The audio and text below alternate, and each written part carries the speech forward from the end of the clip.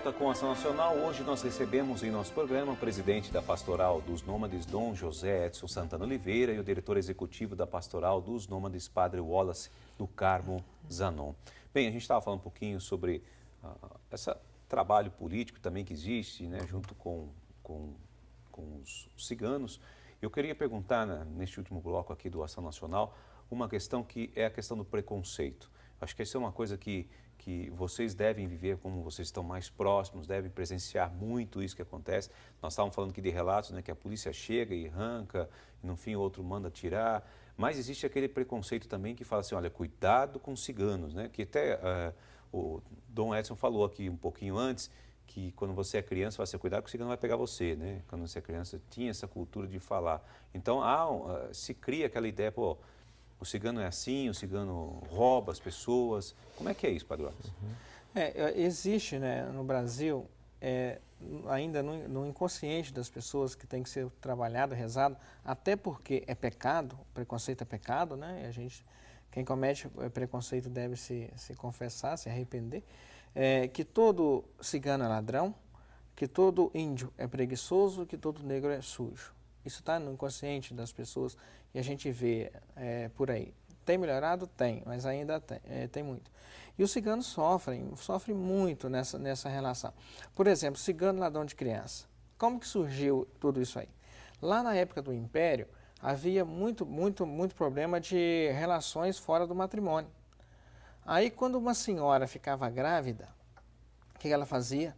E via que o filho não era do senhor, ela jogava fora, colocava no orfanato, sumia com a criança e dizia, olha, o cigano passou aqui e roubou.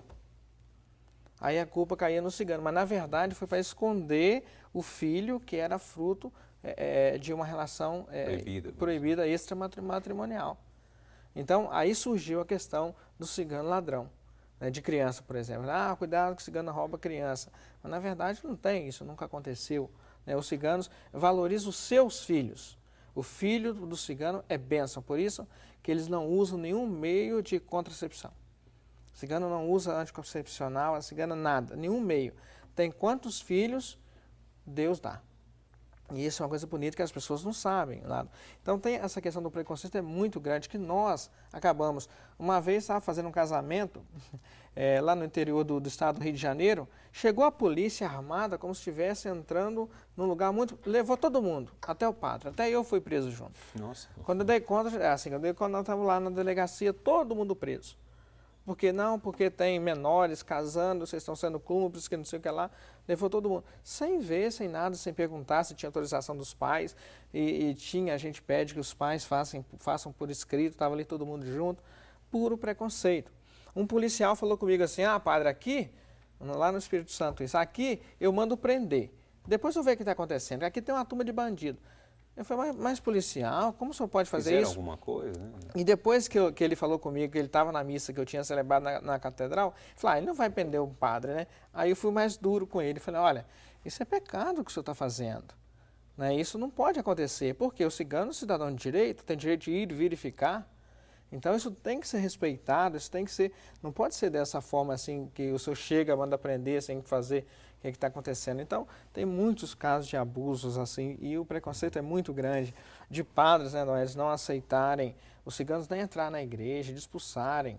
Na França agora, não sei se vocês viram, uma criança não pode ser enterrada numa cidade francesa porque era cigana.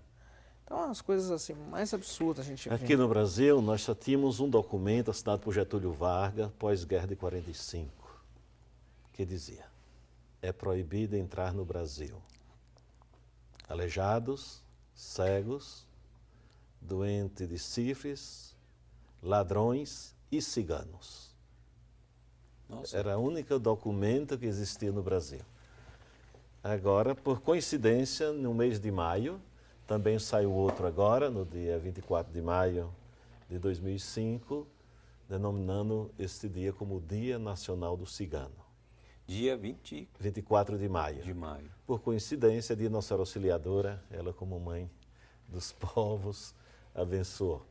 Então, a gente agora, é um dia, tem o dia de tudo, do pipoqueiro, do gari, do professor, do médico, do dentista, não diz muita coisa. Mas para a cultura cigana foi muito, que é o primeiro documento, nível nacional, que reconhece que existe este povo e esta cultura.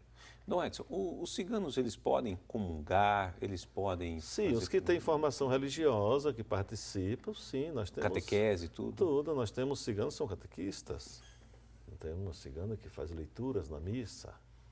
Sim, é um povo, o povo de Deus, tem sua cultura diferente. Sim, a cultura sim, Mas mas o mesmo eles são sentimento- católicos, eles são Sim. praticantes. Eles não dão, eu digo, a fé entra pelos ouvidos. Se alguém nunca foi ensinar, como poderá compreender? Eles têm uma mística muito forte cristã. Primeiro, se identifica muito com a Sagrada Família. A fuga para a família de Nazaré para o Egito. Por Egito. Montado no cavalo, então, lá, se identifica muito. Tem uma mística que elas dizem assim, o cigano, seu padre, não tem juízo. Nossa Senhora perguntou para um cigano, vocês querem que eu peça a meu filho para vocês ser felizes aqui ou no céu?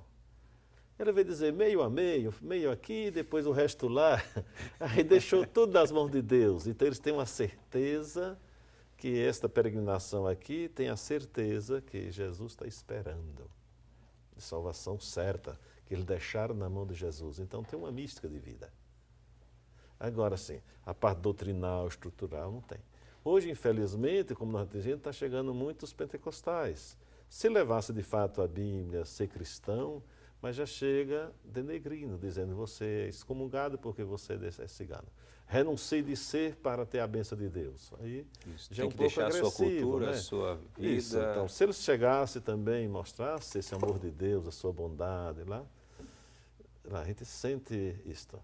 E outro grande preconceito, dizer assim que as ciganas pecam porque lê a mão na rua. Sim.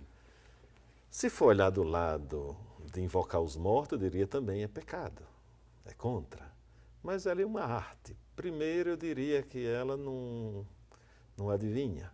Ela está ali como a grande psicóloga de rua.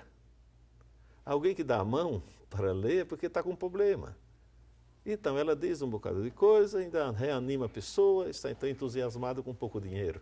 Ela sonda, tenta identificar Sim, o que está identificar, acontecendo. né? E E a gente às vezes brinca assim que uma cigana... como diz na psicologia, o corpo fala, né? O corpo fala. Então, são pessoas simples, então não vejo, elas não invocam os mortos para ler mão. Não faz nenhum aparato. Elas dizem um bocado de coisa. Primeiro, a autoafirmação.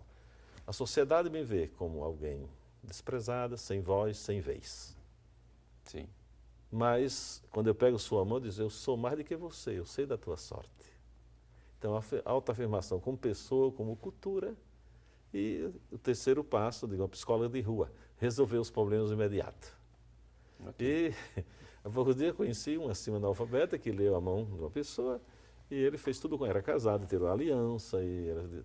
No final, ele disse, eu não vou te pagar porque você disse tudo o contrário. Nada disso está certo. Ela disse, olha moço, me desculpe, mas eu não sou adivinha. Eu li sua mão, eu só li o que estava escrito. Se o senhor contesta, me mostra o contrário. Eu não fiz adivinhação sobre tua vida, eu li o que está escrito. Sim. Então veja o argumento de imediato, não é alguém que invoca, mas alguém que auto se afirma diante do outro com sua dignidade. Bom, eu também preciso falar um pouquinho aqui a questão de eventos. Existem festas comemorativas, eu gostaria que vocês falassem um pouquinho disso para a gente. A festa maior deles é a vida, é o nascimento de uma criança, é o batizado dos seus filhos é o casamento. E, acima de tudo, o casamento. O casamento, eu acho que a família é o centro da vida do cigano. O cigano não sabe viver sem família. É festa 1 mês, 2 meses antes, porque começa a chegar os convidados e já começa a festa. Também se comemora o Beato Zeferino, agora Jimenez Mala. É o primeiro cigano mártir. E sim, eu diria até numa linguagem que o povo diz, conseguimos até agora roubar o céu. Isso, pode mostrar para a câmera. Chegamos aos céus, é o Beato Zeferino Jimenez Mala, que morreu em Mar Baixo, na Espanha, sim, defendendo o sacerdote e a Eucaristia. Foi um grande catequista, dali do norte da Espanha, e a França ali na região dos Pirineus. Então, a grande devoção, hoje nós queremos mostrar assim, para os ciganos que ele já tem modelo de fidelidade a Jesus e à igreja. E aproveitando esse momento, aqui tem alguns endereços, vocês escutaram o padre Rocha e o padre Wallace, que se despertaram para a vida sacerdotal, para essa doação, isso é a muito partir importante, de um trabalho também missionário entre os ciganos. Você jovem que está nos escutando, rapazes ou moças, se que também quiser se despertar para a vida religiosa, nós temos o Instituto Missionário, que se dedica, tem como seu carisma, ser uma presença da bondade de Deus pelo acolhimento redentor entre os ciganos. Para os rapazes, é o Instituto Missionário Servo do Senhor, e para as moças, o Instituto Missionário Servas do Senhor, ou seja, a família servitana, que está em Eunápolis, tem um endereço na caixa postal 154, Eunápolis, Bahia, ou o telefone, o código 73-3261-3593. Está tudo aparecendo aí no seu vídeo. Ou pelo site imss.com.br. Ok. Entre em contato e poderemos assim suscitar novas vocações. E você também que é casado, leigo na sua comunidade, padre que se interessou por essa conversa nossa, diácono, também, né, que seja quer um fazer missionário na sua comunidade, entre em contato conosco para formar também esta rede de homens e mulheres que busca assim propagar o reino do Senhor. Eu acho que o objetivo da nossa conversa e tudo um pouco é também ampliar a nossa ação, né? Que pessoas, como vocês falaram, que está lá na sua paróquia, tem um acampamento perto, tem um círculo que passa ali de vez em quando, que entre em contato conosco e também possa estar sempre junto com a gente. E um fato importante na vida da pastoral é essa disponibilidade que todos nós devemos ter enquanto cristão. Agora, para melhor crescimento, aqueles que desejam aprofundar têm orientações para uma pastoral dos ciganos.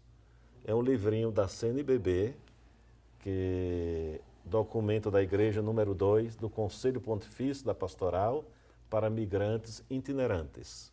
Eu agradeço muito a participação de Dom Edson, agradeço também a participação do padre Wallace, que esteve aqui com a gente, e também do padre Rocha, né, que esteve nos 2 primeiros blocos do programa. O Ação Nacional fica por aqui e volta na próxima semana. Até lá, se Deus quiser.